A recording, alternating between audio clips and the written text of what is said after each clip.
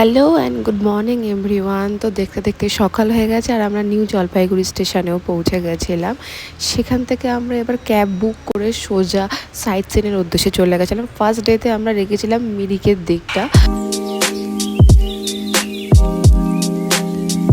এবার ফার্স্ট হল্টে আমাদের খুব খিদে পেয়ে গেছিলো আর মাথাটাও খুব যন্ত্রণা করছিল। তো ব্ল্যাক কফি উইদাউট সুগারটা খেয়েছিলাম আর এক প্লেট মোমো নিয়েছিলাম।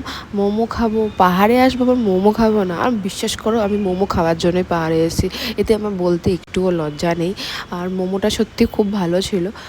এটা হচ্ছে মিরিক লেকটা, এর ভিউটা অসাম ছিল। আর ওখানে হাওয়া, বাপরে বাপ, প্রচণ্ড হাওয়া দিচ্ছিল। মানে হাওয়াটা না ডাইরেক্ট নাকে গিয়ে লাগছিলো।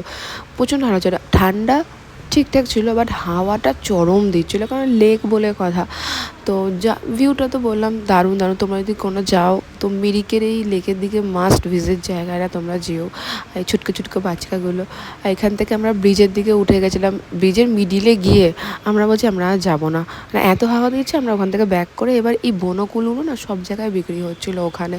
তো ভাবলাম একটু ট্রাই করি, কোনোদিনও ট্রাই করিনি, তো ওখানেও ট্রাই করলাম। বনকুলগুলো ছোটো ছিল, মাংস কম, বাট খেতে ভালো ছিল, কিন্তু সত্যি বলছি ভালো খেতে ছিল। 20 টাকা করে নিয়েছিল। আর এইটা আমাদের কাছে চলে